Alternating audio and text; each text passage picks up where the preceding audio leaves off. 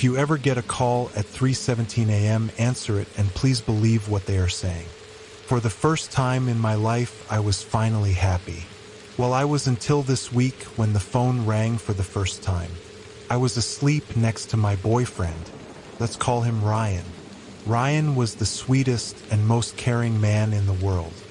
He would do anything for me and I would do anything for him. But that all changed that night. I woke up to the phone ringing. I was barely awake and I could only just manage to open my eyes slightly. Through the slight gap, I saw it was 3:17 a.m. Who the hell is calling me at this time of night? It must be something bad, I thought whilst I reached over for my phone. Ryan hadn't moved. He must have been in a very deep sleep. I picked up the call and groggily said, "Hello." Ryan has a second cell phone. It's hidden above the shower. Move the loose ceiling tile. You'll find it there. The voice was quiet, almost a whisper, but it had a raspy quality to it. It certainly wasn't a voice of someone I knew, but I thought it must be a prank. However, before I could even respond, the anonymous caller cut the line dead. I sat there for a few moments thinking this must be some kind of joke, but it wasn't funny. I didn't understand why someone would joke about that. If it was a friend, they know my past, they know I have been cheated on before and it broke me. Some friend they are, if it is one of them.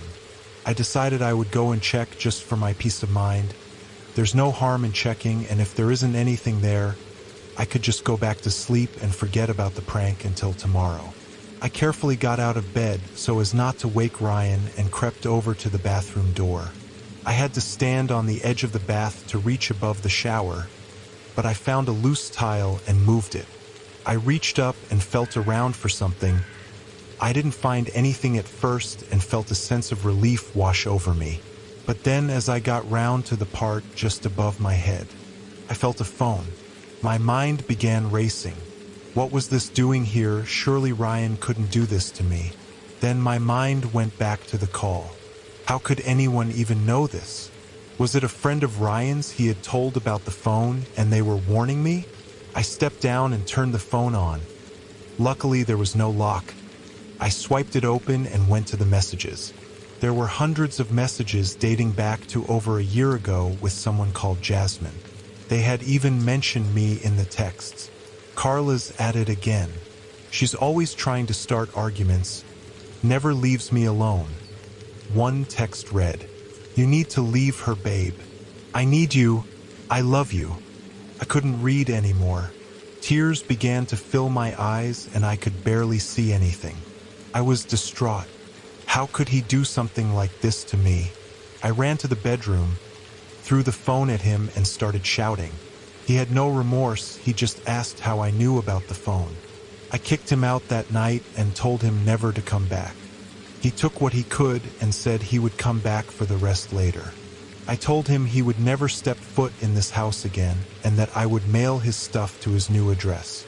I called my sister, crying down the phone to her. She said she would come and stay with me a few nights in the guest bedroom. She came over and we watched a few films, drank some wine and ordered takeout. It made me feel a bit better, but I was still devastated. I told Lauren that I was going to head up to bed around 11 p.m. I fell asleep quickly, probably the wine's doing. Then again, I was woken by the sound of my phone ringing on the bedside table. I was still a little drunk and had almost forgotten about the call the previous day. I told Lauren about it, but she was convinced it was one of Ryan's friends who felt guilty about knowing he was cheating. I picked up the phone and read the time. 3:17 a.m. shown on the screen in big bold white letters. The same time as yesterday. I started to shake slightly and I could feel my heart beating out of my chest.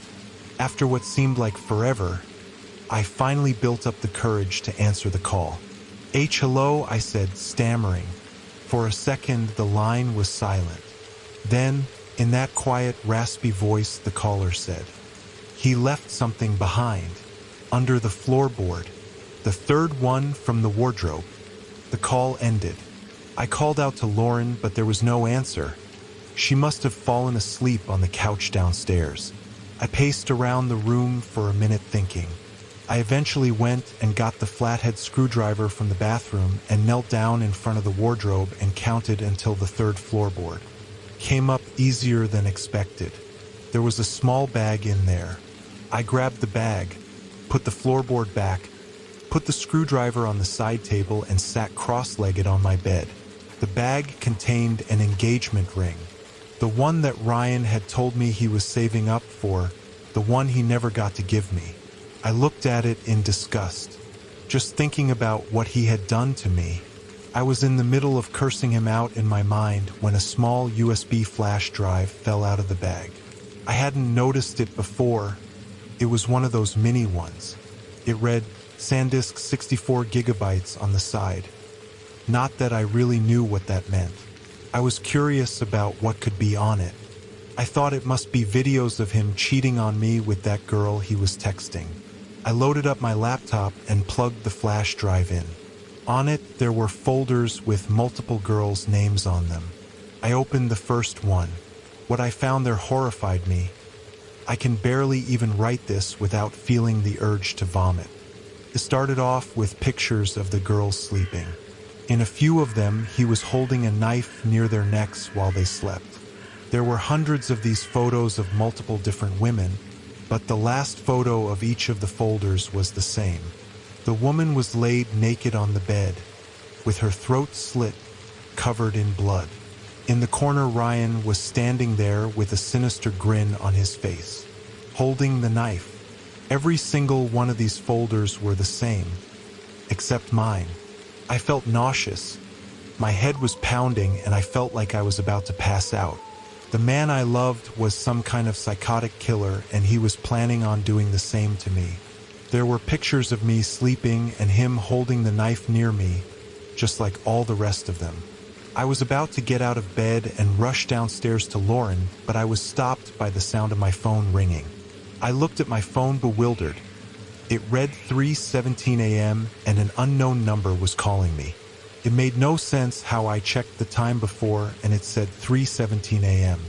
I answered, still confused, and the same voice spoke to me again. "He's here, Ryan is downstairs. He's about to come up." The line cut off and I dropped my phone. I heard the creak of the stairs with each of his footsteps. I panicked, not knowing what to do. I looked around and realized I still had the screwdriver, so I grabbed it and hid behind the door.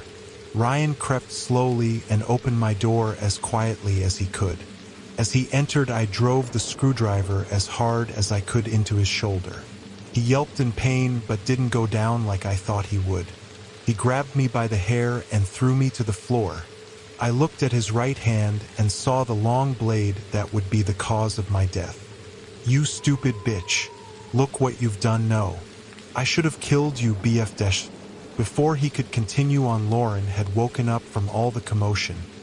She had grabbed a knife from the kitchen and ran upstairs.